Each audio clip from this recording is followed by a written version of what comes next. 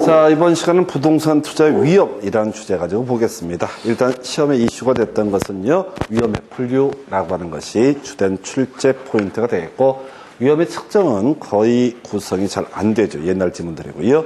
위험의 관리 중에서는 위험 조정 할인율의 활용, 그 다음에 마지막에 위험의 분산 얘기까지 보게 됩니다. 그래서 자, 먼저 위험의 분류라고 해서 자, 지금 사업상 위험이라고 하는 게 있고요. 그 다음에 금융적 위험, 유동성 위험, 인플레이션 위험까지 총 4가지 정도로 구분을 하게 됩니다. 자, 일단은 우리가 이제 개발론에서 위험이라고 하는 게 뭐 그런 게 있었죠. 법률적 위험, 경제적 위험, 뭐 이런 것들, 운영 위험, 시장 위험, 이런 식의 이제 분류가 있었죠. 법률적 위험, 그 다음에 시장 위험, 운영 위험, 이런 식의 얘기들이 있었고, 거기서는 이제 공법상 위험이라는 거 하나만 출제 포인트 됐었고요.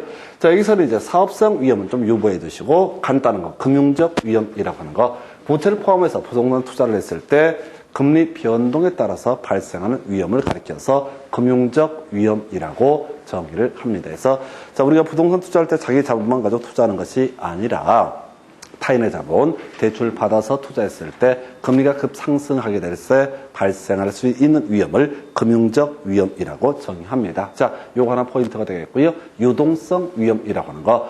이 부동산은 다른 재화에 비해서 너무 비싸죠. 그래서 수요자 공급자가 시장에 깔려 있는 것이 아니다라고 해서 나중에 부동산을 매각할 때 자, 구입하겠다는 사람이 마땅치 않아서 이때 급매로 매각하게 될 위험, 이걸 우리가 유동성 위험이라고 부릅니다. 이건 간단해요. 그래서 금융적 위험, 유동성 위험은 개념상 어렵지 않고요. 자, 인플레이션 위험이라는 것도 있었는데 지금은 의미가 없어요. 그래서 인플레이션 위험이라는 건 뭐냐면 부동산에 대해서 투자를 했는데 부동산 가격은 안 오르고 화폐 가치만 떨어진다라고 했을 때 이때 이것을 인플레이션 위험이라고 부르는데 이건 의미가 없는 게 부동산 가격이 물가 상승률을 연동해서 상승할 때 이건 오히려 실물 투자이기 때문에 인플레이션 위험을 해치하는 수단이 방어하는 효과가 있다라고 되어 있습니다. 그래서 지금 우리 시험에는 금융적 위험하고요, 유동성 위험이 포인트가 되겠고 나머지 모르면 뭐가 된다? 사업상 위험 이렇게 가십니다. 나머지 모르는 걸 총칭하게 부를 때 뭐라고 한다? 사업상 위험 이렇게 가셔야 돼. 이걸 하나하나 위치적 위험이니 시장 위험이니 운영 이렇게 이제 가버리면 나중에 개발론 뒤죽박죽 때 문제를 구성할 때도 사업상 위험, 금융적 위험, 그 다음에 유동성 위험, 이렇게 3가지 정도만 가지고 문제 구성이 되고 있습니다. 해서 자, 바로 가서 지금 이게 별게 아닌데 지금 8년 동안 3문제를 구성을 했습니다. 해서 여러분 교재 132페이지 가서 보시게 되면 1번 지문이요, 경기 침체로 인해서 부동산의 수익성이 악화되면서 야기된 위험을 사업 위험에 해당한다 해서 옳게 구성을 했습니다. 해서 이걸 옳게 구성을 했고요. 두 번째, 부채 비율이 커지면 지분 수익률이 커질 수 있지만은 마찬가지로 부담에 될 위험도 커진다 해서 옳은 표현. 3번, 투자자가 대상 부동산을 원하는 시기에 현금화하지 못할 가능성은 유동성 위험에 해당이 되게 된다. 요렇게 이제 3가지 지금 사업상 위험, 금융적 위험, 그 다음에 지금 유동성 위험까지 보시고 밑에 관련 기출문제 가볼까요? 자, 부동산 투자의 위험과 관련해서 괄호 안에 들어갈 용어로 옳은 것은 해서 투자 재원의 일부인 부채가 증감에 따라서 자, 부채 나와 있죠? 그럼 뭐가 됩니까? 금융적 위험 또는 금융 위험에서 답은 5번 바로 치고 들어가는 거예요. 어차피 시험 문제는 유동성 위험 아니면 금융 위험 아니면 사업성 위험 셋 중에 하나를 내니까 타인의 자본을 투자해요. 부채가 투입돼서 이런 표현 들어가면 이게 뭐가 된다? 금융 위험 바로 그냥 치고 가는 거예요. 아니 키워드 단위로 끊어가셔야 된다고 의미를 이걸 골고루 읽으시면은 그게 볼 때는 좋아요. 볼 때는 좋아요. 근데 표현들이 좀 바뀌면 오히려 말려버려요. 그래서 부채 들어가면 뭐가 된다? 금융적 위험 바로 치고 들어가시는 거예요. 이걸 외워야 된다고. 이해하는 게 절대 아니에요. 자꾸 이해한다고 생각하시면은 그 독됩니다. 왜? 문장을 외울 수는 없으니까. 그래서 그 정도. 2번 문제. 부동산 투자에 관한 설명이다. 틀린 것은 해서 부동산은 실물 자산의 특성과 토지의 영속성으로 인해서 가치 보존력이 양호한 편이다. 표현들 지랄 같습니다. 그래서 하여튼 내용 자체가 틀렸다고 선언할 수는 없지만은 2번. 임대사업을 영위하는 법인은 건물에 대한 감가상각과 이자 비용을 세금 산정 시 비용으로 인정받을 수 있다. 모르죠. 몰라도 된다고요. 하는 것이. 3번, 부동산 투자는 저당권과 전세 제도 등을 통해서 레버리지를 활용할 수 있다. 이게 이제 타인 자본을 끌어들이는 것을 지렛대 효과 또는 영어로 레버리지 효과라고 부르게 됩니다. 이게 뭐예요? 저당권 설정하고 돈 빌리는 거 하고요. 또 하나가 뭐가 있죠? 전세 갭 투자라고 그러죠. 전세 끼고 사는 거. 이것도 결국은 타인 자본을 활용하는 방식이라고 해요. 그 다음에 4번, 부동산 가격이 물가 상승과 연동해서 상승하는 기간에 인플레이션을 방어하는 효과가 있다. 아까 설명드렸었고. 5번, 부동산은 주식 등 금융상품에 비해서 단기간에 현금화할 수 있는 가능성이 높다라고 해서 틀렸죠? 유동성 위험 때문에 현금화할 가능성이 낮다. 그래서 답은 5번. 27회 때는 보니까 유동성 위험. 그 다음에 아까 29회 때는 금융 위험. 그 다음에 지금 아까 지문 속에서 27회 나왔었나요? 사업 위험. 그래서 하여튼 지금 27, 28, 29, 30, 4년 동안 3문제 구성했습니다. 이런 문제 그냥 거저 주는 문제인 거예요. 그러니까 어려운 걸 맞추려고 하는 게 아니라 쉬운 걸 잘해야 돼요. 27회 때 떨어진 사람이 있다니까 이렇게 거저 주는 문제를 2개씩이나 주더라도. 그러니까 결국은 기초를 탄탄히 가져가시는 거. 이게 포인트입니다. 뭔가 기가 막힌 게 없어요. 자, 그 정도였고. 그 다음에 이제 위험의 측정이라는 개념. 자, 보게 될 텐데, 위험의 측정에 이렇게 보시게 되면 이런 게 있어요. 분산, 표준 편차, 민감도, 다 위험 크기랑 똑같은 말이야. 분산, 표준 편차, 민감도, 다 뭐랑 같다고요? 위험과 같은 말이라고. 분산이 크다, 위험도가 크다. 표준 편차가 크다, 위험도가 크다. 민감도가 크다, 어떻다? 표준 편차, 위험이 크다, 이런 얘기라고. 읽어볼 것도 없어요. 읽으면 오히려 독이 돼. 전에 아주 오래전에 한번 이 분산인가 표준 편차를 구하는 문제가 나온 적이 있어요. 위험의 크기를 측정하는 문제. 예, 그리고 16년 동안 한 번 나오고 그 후로 안 나왔어. 나온 지 한 10년 넘었어요. 그럼 버리는 거예요. 다시 분산, 표준 편차, 민감도. 이걸 뭐라고 한다? 위험의 크기라고 이렇게 부르게 됩니다. 용어만 기억하시면 된다고. 자, 거기서 첫 번째 박스는 조금 지문 위치가 잘못돼서 생략하고요. 두 번째 박스, 민감도 분석은 투자 효과를 분석하는 모형의 투입 요소가 변화함에 따라서 그 결과치에 어떤 영향을 주는가를 분석하는 기법이다. 일단 쭉 가보겠습니다. 투자는 경제성 분석에서 민감도 분석을 통해서 투입 요소 변화가 그 투자의 순 현재 가치에 미치는 영향을 분석할 수 있다. 민감도 분석은 모형의 투입 요소가 변함에 따라서 그 결과치인 순 현재 가치와 내부 수익률이 어떻게 변하는지를 분석하는 것이다. 라고 해서 하여튼 다 모를 말인데 이런 얘기예요.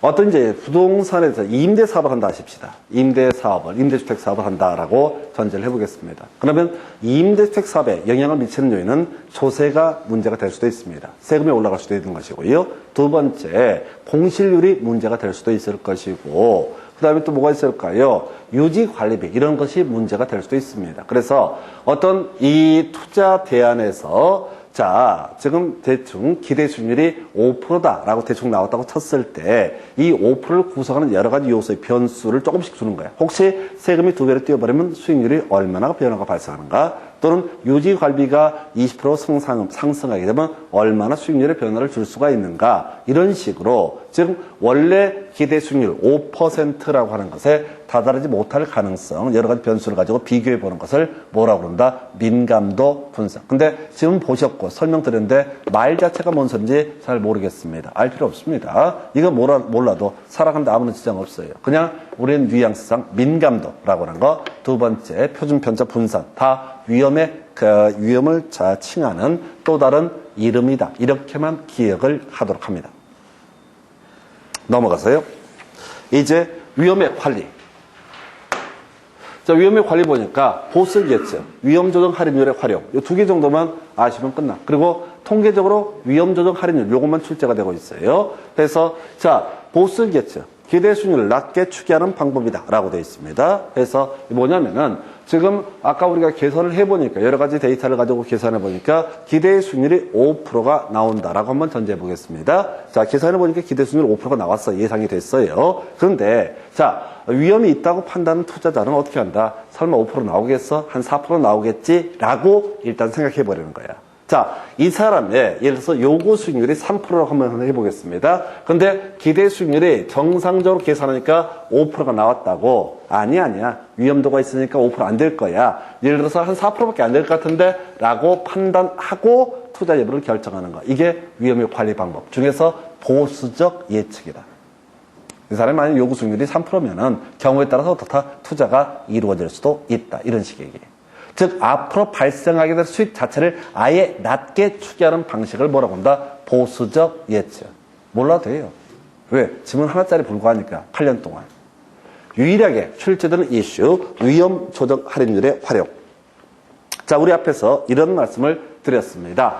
자, 지금 발생하게 될 수익이라고 하는 것은 지금 발생하는 게 아니라 1년 후에, 2년 후에, 3년 후에 발생하게 됩니다. 그리고 지금 지출, 투자는 지금 당장 이루어지게 됩니다. 이게 기본 출발점이에요. 자, 그래서 지금 위험 조정 할인율이란 건 뭐냐면은 이런 논리 구조야. 1년 후에 1억이 들어온다. 2년 후에 1억이 들어온다. 3년 후에 1억이 들어온다. 라고 예상이 되는 투자 대안이 있다고 해보겠습니다. 현재 이 사람은 2억을 투자를 하고자 합니다. 라고 전제를 까는 거예요. 그러면 1년 후에 1억하고 현재 1억은 같은 금액이 아니죠? 금액 똑같나요? 아니잖아요. 은행에 1억을 꼬라박고 있는 그 금액이 일부가 늘어나잖아요. 이자 때문에. 자, 2년 후에 1억은 뭐라고요? 2년 후에 1억이라고 하는 것은 현재 1억과는 다른 가치를 갖죠? 현재 1억을 2년 동안 꼬라박게 되면 일정한 금액이 된다고. 현재 1억을 3년 동안 꼬라박아 두게 되면 또 특정한 금액이 된다고. 금액이 늘어난다고. 자, 우리가 은행에다가 저금을 했을 때 앞으로 뭐가 발생해요? 이자가 발생하죠. 한 해 흘러감에 따라서 이자가 발생하죠. 그래서 우리가 은행에다 저금을 하게 되면 이자가 발생합니다. 그런데 지금 1년 후에 1억이라는 게 현재 얼마의 가치를 갖느냐? 2년 후에 1억이라는 게 현재 얼마의 가치를 갖느냐?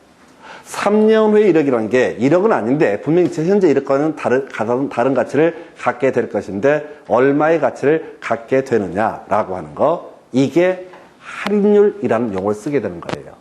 이자율에 대응하는 용어를 뭐라고 한다? 할인율. 이자의 반대말이 할인이라고 해요. 원금에다 이자가 달라붙잖아요. 이게 이자라고. 이에 비해서 할인은 반대라고. 우리가 저런 거잖아요. 자, 혹시 그 집사보가 하시면은 국민주택 채권 매입하거든요? 주택을 구입하면 의무적으로 국민주택 채권, 국가한테 돈을 꿔줘야 된다고. 그 구조는 국민주택 채권을 매입한 사람이 가지고 있다 한 20년 지나서 국가에 가서 그 종이조각을 내밀게 되면 국가에서 일정한 금액을 돌려주게 돼 있다고. 그래서 나는 그 돈을 언제 찾을 수 있어요? 20년 후에 찾을 수 있습니다. 근데 이 국민주택 채권을 은행에 가서 할인을 한다고 합니다. 20년 후에 찾는 게 아니라 지금 당장 찾는다고. 내가 만약 국민주택 채권을 100만 원 샀다. 그러면 이제 20년 후에 찾게 되면 100만 원 원금에다가 약간 이자를 더 쳐줘요. 그런데 지금 내가 20년 후에 100만 원을 찾을 게 아니라 은행 가서 지금 바로 가서 계산하게 되면 예를 들어서 85만 원을 준다 이런 식이라고. 이게 뭐라고요? 할인이라는 개념이야. 일단 할인의 개념을 잡으셨죠? 이자의 반대가 뭐가 된다고요? 할인이라는 개념이라고. 그런데 어떤 투자 대안을 보니까 뭐 이런 게 있다 하십시다. 지금 첫 번째 투자 대안이 1년 차에 1억 생기고 2년 차에 1억 생기고 3년 차에 1억이 생긴다라고 전제를 하고 두 번째 투자 대안, 이게 이제 A라는 투자 대안이고 B라는 투자 대안은 1년 후에 1억 5천, 2년 후에 1억 5천, 3년 후에 1억 5천 생긴다라고 한번 전제를 해보겠습니다. 어떤 투자 대안이 더 좋은 투자 대안인가요? 라고 했을 때 함부로 얘기할 수 없습니다. 사실은. 왜? 두 개의 위험도가 다를 수가 있거든.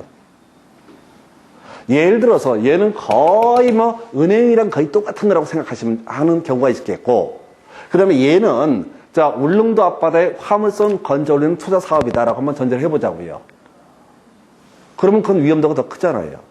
그러면 일반적인 위험도가 낮은 투자 대안은 예를 들어서 1년 후에 1억을 9,800으로 계산한다. 2년 후에 1억을 9,600 정도로 계산한다. 3년 후에 지금 1억을 9,400으로 계산한다. 이런 식으로 할인율을 낮게 적용을 한다고. 위험도가 낮은 투자 대안은. 근데 위험도가 높은 투자 대안은 뭐라고요? 이게 현실화되지 못할 가능성이 크기 때문에 어떻게 하자? 1억 5천이 아니라 이거 1억 2천. 1억 5천에 2년 후 1억 5천이라는 얘기가 위험도가 너무 높으니까 9천. 자, 3년 후에 1억 5천을 예를 들어서 7천 이런 식으로 계산해 보자 라는 식의 논리 구조가 뭐라고요? 위험 조정 할인율의 활용이라고요. 위험도가 높은 투자 대안일수록 어떻다? 높은 할인율을 적용을 한다. 위험 조정 할인율이라는 것은 위험도가 높은 투자 대안일수록 어떻다? 높은 할인율을 적용을 해야 된다고요. 울릉도 앞바다에 화물선 건너는 건 너무 위험하잖아요. 이게 이제 위험의 관리 방법. 그래서 이런 식이야. 위험한 투자 대안에서 발생한 수익의 현재 가치. 수익에 대해서 수익을 현재 가치로 환원함에 있어서 높은 할인율을 적용을 한다. 이게 시험 문제는 유일한 게 바로 위험 조정 할인율 하나밖에 없어요. 옳게 내려면 위험도가 높은 투자 대안에서 높은 할인율을 적용한다. 틀리게 하려면 위험도가 높은 투자 대안에서 낮은 할인율을 적용한다. 이렇게만 된다고. 그러니까 아무것도 아니야. 아무것도 아닌데 용어가 위험 조정 할인율에 활용하니까 마치 뭐 큰 것 같아. 위험 조정 할인율이라는 것은 위험을 감안해서 조정한 할인율을 적용한다. 그러니까 위험이 높을수록 어떻다? 높은 할인율을 적용을 한다. 이런 논리 구조입니다. 해서 여러분 교재 134페이지 가서 보겠습니다. 자, 지금 보니까 보수적 예측 방법은 투자 수익의 추계치를 하향 조정함으로써 미래에 발생할 수 있는 위험을 상당수 제거할 수 있다는 가정에 근거를 두고 있다. 뭐 큰 의미 없고요. 2번 위험 조정 할인율은 장래 기대된 수익을 현재 가치로 환원할 때 위험에 따라 조정된 할인율을 적용하는 것을 말한다. 그래서 결론이 뭐냐? 3번 답이 됐네요. 위험 조정 할인율을 적용하는 방법으로 장래 기대되는 소득을 현재 가치로 환산하는 경우 위험한 투자일수록 높은 할인율을 적용을 해야 되는데 그걸 낮은 할인율에서 틀린 걸 고르시오. 답을 뽑았던 사례입니다. 내용 자체가 없어요. 얘는 낼 만한 게 딱 위험 조정 할인율 하나밖에 없어. 최대 보수 예측. 이게 바로 위험의 관리 방법이다라고 하는 거 요렇게. 자, 그 다음에 이제 마지막 주제가 위험의 분산이라는 주제에 대해서 설명드리겠습니다. 자, 위험이라고 하는 거 이제 요 화면 가지고 기본적인 구조 설명드릴게요. 자, 위험이라고 하는 것은 기대 수익률, 예상 수익률에 다다르지 못할 가능성을 가리켜서 뭐라고 한다? 위험. 위험이 높다는 얘기는 예상 수익률에 다다르지 못할 가능성이 높다. 아까 울릉도 앞바다에 러시아 화물선 인양하는 그 사업 같은 경우 위험도가 너무 높잖아요. 그래서 자, 이때 자, 위험 분산 투자 아까 미리 설명드렸습니다. 포트폴리오 기대 수익률이라는 것을 미리 확인했어요. 자, 분산 투자 포트폴리오 이론이라고 하는 것은 자, 하나의 자산에 투자하는 것보다 여러 개의 투자 대안에 대해서 분산 투자하는 것이 위험을 감소시킬 수 있다라는 것에 근거한 투자 이론을 얘기하게 됩니다. 뭐 내용은 없고요. 자, 그러면 분산 투자를 하게 되면 위험은 없어지는 거냐? 위험은 없어지지는 않죠. 그래서 위험을 가능하면 낮춰보자 이런 취지입니다. 근데 우리가 소위 분산 투자 포트폴리오 위험이라고 하는 거 두 개 위험으로 구분하게 됩니다. 하나가 체계적 위험, 그리고 하나가 비체계적 위험. 이미 설명드린 것처럼 체계적 위험이라고 하는 것은 부동산 시장의 힘에 따라 발생하는 위험으로서 투자자가 피할 수 없는 위험을 가리켜서 뭐라고 한다? 바로 체계적 위험. 해서 뭐 금리 변동 같은 것이 가장 전형적인 케이스가 되겠죠. 또 어떤 사회 구조의 변화에 따른 인플레이션의 문제, 이런 것들은 개별 투자자가 아무리 피하고 싶어도 피할 수 없는 위험이다. 이렇게 갑니다. 한편 자, 포트폴리오 위험에는 비체계적 위험이라고 해서 그 개별 부동산 투자 대안의 특성 때문에 발생한 위험을 가리켜서 뭐라고 한다? 비체계적 위험이라고 부르게 됩니다. 자, 그럼 비체계적 위험이라는 것은 경우에 따라서 분산 투자를 통해서 제거할 수 있는 위험을 가리켜서 뭐라고 한다? 비체계적 위험. 그래서 지금 주택시장에 대한 정부의 온갖 규제 정책들이 쭉 발표가 되고 있습니다. 그러면 지금 이제 주택에 대해서 함부로 투자하면 어떻다? 위험도가 너무 높다. 이런 해석이 가능해지겠죠. 그럴 거 아니에요? 지금 정부에서 모든 부동산 정책에 올인하고 있어요. 몰빵하고 있어요. 작살내버리겠다. 특히 이제 강남 하나 잡겠다 이런 얘기인데, 지금 잡힐 것 같아요. 물론 이제 거기서 기자들 보게 되면은 통선 효과 때문에 또 수도권이 뜰 수 있다 등등등 온갖 얘기를 하는데, 그건 가봐야 알죠. 그래도 가만 놔둘 수도 없는 노릇이고. 그래서, 자, 일단은, 자, 분산 투자를 통해서 제거할 수 있는 위험을 뭐라고 한다? 비체계적 위험. 그럼 분산 투자를 만약에 분산 투자를 하게 되면 체계적 위험은 감소시킬 수 없지만은 비체계적 위험은 어떻다? 감소시킬 수 있다. 전체 총 위험은 줄어들 수 있다. 이렇게 해석합니다. 이게 전부예요, 거의. 자, 근데 어려운 얘기 나와 있어요. 상관계수라는 개념이 있습니다. 자, 예를 들어서 아파트가 있고요. 연립이 있고요. 그 다음에 상가가 있다 하십시다. 여기다 분산 투자를 한다고 했을 때 아파트 연립은 같은 주택이니까 비슷한 성향을 보여주게 될 겁니다. 아파트 상가는 성향이 좀 바뀔 거예요. 굳이 이 안에서만 생각해 본다면.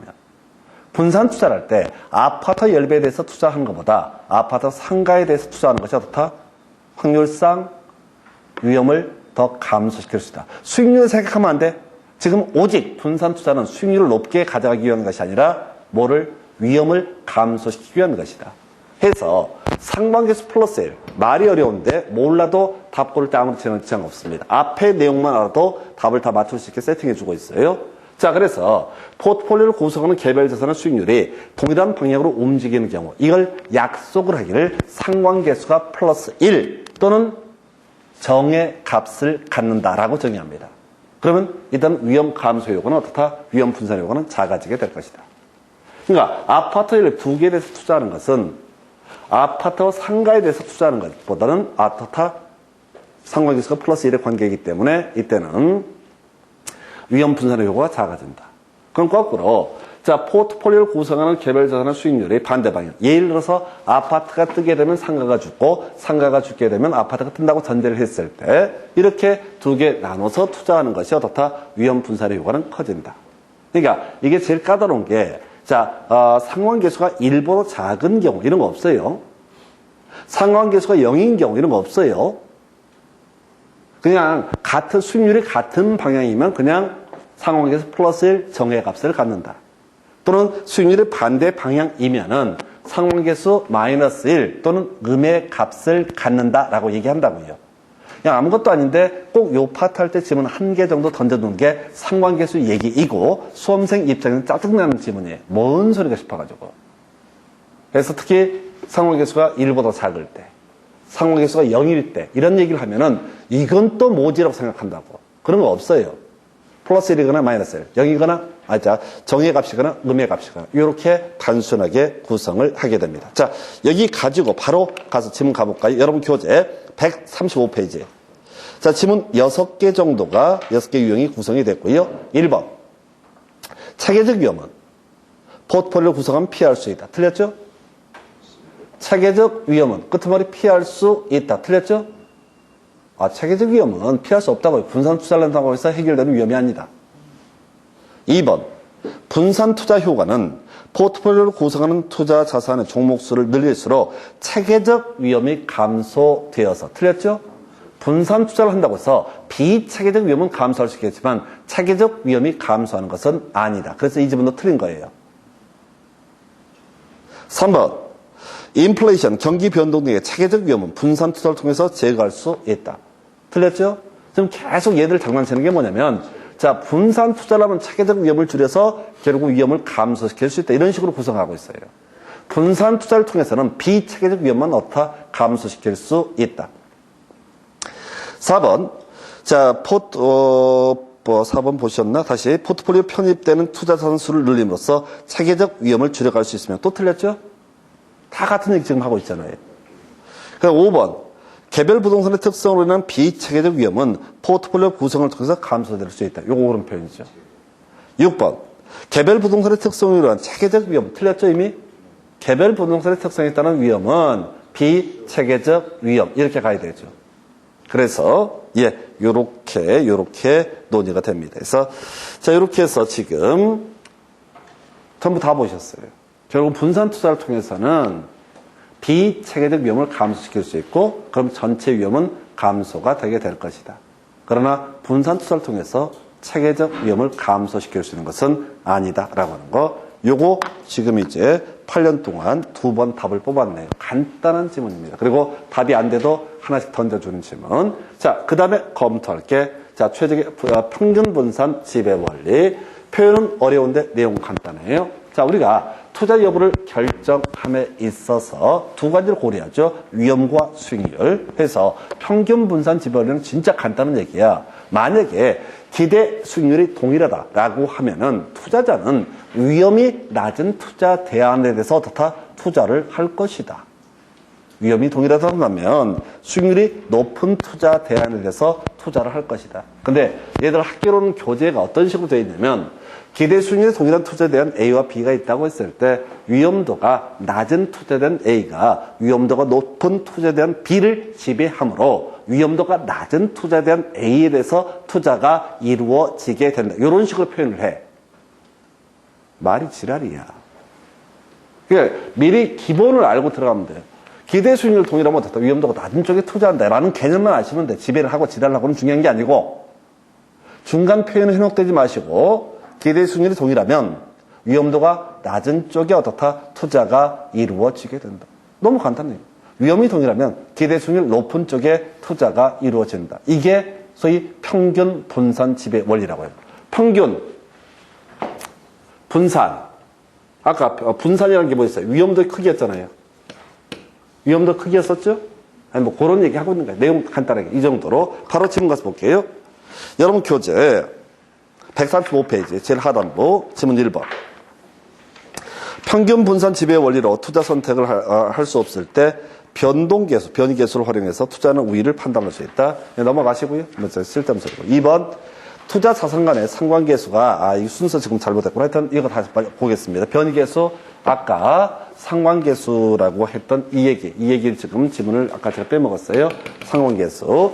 자, 투자 자산 간의 상관계수가 1보다 작을 경우 이미 틀렸습니다. 1보다 작은 건 없다고 그랬어. 플러스 1이거나 마이너스 1. 정의 값이거나 음의 값. 이렇게 표현해야 된다고. 그래서 아까 봤던 3번 지문. 포트폴리오 전략에서 구성 자산 간의 수익률이 반대 방향으로 움직일수록 위험 감소 효과가 크다. 요거 맞죠? 4번. 두 개의 투자 자산의 수익률이 서로 다른 방향으로 움직일 경우 상관계수는 양의 값을 가짐으로 이미 틀렸죠? 서로 다른 방향으로 움직이면 어떻다? 상관계수는 음의 값을 가짐으로 이렇게 가야 되죠. 그 틀렸다고. 근데 얘는 일단 답은 안 됐던 주제예요. 특히 1보다 작을수록 미쳐버리는 거야. 학교는 이게 짜증나요. 딱 뭘 갖고 틀리게 아니라 막 소설 들었으니까. 그럼 수험생들이 내용이 약하면은 조금만 표현을 바꾸면 이게 뭔 소리가 싶어가지고 겁이 나 있기 때문에, 두려워하기 때문에 벌벌 떨어. 하여튼 학개론 같은 개소리를 막 한다고 이렇게 아예 전제하셔야 돼. 말도 안 되는 소리를. 안 그럼 낼 게 없어요. 자, 그 다음에 이제 요거 보고 나서 마저 설명을 드릴까요? 효율적 포트폴리오. 자, 효율적, 다시 최적의 포트폴리오라고 해서 일단 요거 3개 외우시면 끝나요. 첫 번째가 최적의 포트폴리오 접점. 효율적 전선하고요. 무차별 곡선의 접점을 가리켜서 뭐라고 한다? 최적의 포트폴리오라고 정의한다. 가장 위험을 잘 분산시킬 수 있는 최적의 분산 투자라고 하는 거 효율적 전선하고요. 무차별 곡선의 접점을 가리켜서 뭐라고 한다? 최적의 포트폴리오. 의미 새기지 마세요. 이건 외우고 끝나는 게 제일 빨라요. 안 그러면 차트를 다 보셔야 돼요. 머리 터져요. 그래서 효율적 전선 또는 효율적 프론티어 같은 말로 혼용했습니다. 효율적 전선과 투자자의 무차별 곡선의 접점을 가리켜서 최적의 포트폴리오라고 정의합니다. 두 번째, 율. 키워드 외에 돼. 율. 효율적 전선. 효율적 전선이 뭐냐? 최고의 수익률. 효율적 전선, 효율적 프론티어는 뭐라고요? 최고의 수익률. 아까 그냥 기계적으로 율 이렇게 외우는 거예요. 그 다음에 미음 이렇게 외우실 거예요. 효율적 전선은 최고의 수익률을 나타내는 점을 연결한 선. 근데 이제 기준점이 있겠죠. 위험과 동일한 위험 하에서 최고의 수익률. 그러니까 위험이 만약에 10이라는 값이 주어진다. 그 중에서 최고의 수익률을 나타내는 점을 연결한 선을 뭐라고 한다? 바로 효율적 전선이라 부른다. 그러니까 효율적 전선이라는 개념은 특정한 위험, 동일한 위험 하에서 이미 만들어낼 수 있는 최고의 수익률을 나타내는 점을 가리켜서 뭐라고 한다? 효율적 전선. 효율적의 율, 그 다음에 최고의 수익률의 율 이렇게 따서 암기하셔야 돼요. 그래서 효율적 전선은 이미 최고의 수익률을 의미하게 됩니다. 대신 동일한 위험 하에서 응용 들어가야 되죠. 어떤 투자자가 더 높은, 더 많은 수익률을 꿈꾼다라고 하게 되면 그때는 방법이 더 많은 위험을 감수해야 된다. 이런 논리입니다. 자, 효율적 프론티어라는 것이 전제가 주어지면, 효율적 전선이라는 게 전제가 되게 되면 투자자가 더 높은 수익률을, 그러니까 이론상 이 위험이 만약에 10이라고 했을 때 나올 수 있는 수익률이 50%가 나왔다고 전제해 볼게요. 그러면 그게 바로 효율적 전선이 되게 됩니다. 그런데 이 사람은 난 죽어도 수익률 60% 희망을 한다라고 한다면 그때는 어떻게 해야 된다? 더 많은 위험을 감수할 수밖에 없다. 그래서 은행에 가서 안정적으로 수익을 얻고 싶어. 은행에 가면 1% 이율을 줘. 근데 나는 죽어도 1% 이율은 마음에 안 들어. 그럼 어떻게 해야 돼? 더 많은 위험을 감수해야 된다. 어디 갔어? 울릉도 앞바다 가서 투자하면 되는 거지. 이게 다시 갑시다. 효율적 전선의 정의. 동일한 위험에서 최고의 수익률을 나타내는 점을 연결하는 선을 뭐라고 한다? 효율적 전선. 해서 이렇게 효율적 전선이라는 게 데이터가 주어지게 되면 투자자가 그보다 더 높은 수익률을 꿈꾼다면 더 많은 위험을 감수해야 된다. 아직 안 나온 거. 무차별 곡선. 아까 효율적 전선 최고의 수익률. 미음에서 무차별 곡선. 아직 안 나왔습니다. 개별 투자자가 위험 수익을 감안했을 때 동일한 만족을 느끼는 점을 연결한 선을 뭐라고 한다? 바로 무차별 곡선. 그래서 최적의 포트폴리오라는 것은 효율적 전선과 무차별 곡선의 접점. 용어의 정의만 갖고 구성이 되게 됩니다. 그래서 여러분 교재 마지막 136페이지 가서 지문 하나, 둘, 셋, 넷, 5개 볼 텐데 그중에 2번 답이 됐습니다. 1번 효율적 프론티어, 효율적 전선이란 평균 분산 지배 원리에 따라서 모든 위험 수준에서 최대 수익률을 표현이 좀 마음에 안 든다. 모든 위험 수준에서 최대 수익률을 얻을 수 있는 포트폴리오 집합을 말한다 해서 모든이라는 표현이 마음에 안 드네. 어찌됐든 간에 옳게 구성이 됐고요. 포인트는 뭐라고요? 최고의 수익률. 여러 가지 위험의 경우의 수다 이런 얘기를 하는 것 같은데 하여튼 최고의 수익률이 바로 뭐간다? 효율적 전선. 2번 효율적 프론티어, 효율적 전선의 우상향하는 의미는 투자자가 높은 수익률을 얻기 위해서 많은 위험을 감수하는 것이다. 뭔 소리인지 이해되세요? 모르겠어요. 패스. 세 번째, 효율적 프론티어에서는 추가적인 위험을 감수하지 않으면 수익률을 증가시킬 수 없다. 이게 최근에 답이 됐던 거예요. 효율적 전선은 뭐라고요? 동일한 위험 하에서 최고의 수익률을 나타내는 점을 연결하는 선이다. 그래서 이론상 최대의 수익률이 효율적 전선. 그보다 더 높은 수익률을 꿈꾼다면 추가적인 위험을 감수해야 할 것이다. 4번, 효율적 프론티어와 투자자의 무차별 곡선의 접하는 지점에서 최적의 포트폴리오가 결정된다. 자, 그 다음에 5번 생략. 요건 별 필요 없고요. 그래서 지금 안 나온 게 하나가 있어요. 무차별 곡선.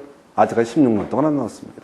미음 해서 위험과 수익률을 감안했을 때 동일한 만족을 느끼는 점을 연결하는 선을 뭐라고 한다? 무차별 곡선. 지금까지 문제는 계속 효율적 전선, 최고의 수익률, 동일한 위험하에서 최고의 수익률을 나타내는 점을 연결하는 선을 효율적 전선, 그리고 응용 들어가서 더 많은 위험을 감수하게 되면 더 높은 수익률을 얻을 수가 있다. 이런 명제를 만들어냈고요. 무차별 곡선 아직 안 나왔습니다. 무차별 곡선 미음 해서 위험과 수익률을 감안했을 때 동일한 만족을 느끼는 점을 연결한 선을 뭐라고 한다? 무차별 곡선이라고 부릅니다. 그래서 자, 이렇게 해서 오늘 이제 수익률에 의해서 위험까지 보시고 다음 시간에 부동산 투자에서 수익 등에 대해서 검토합니다. 오늘 여기까지 하겠습니다. 수고하셨습니다.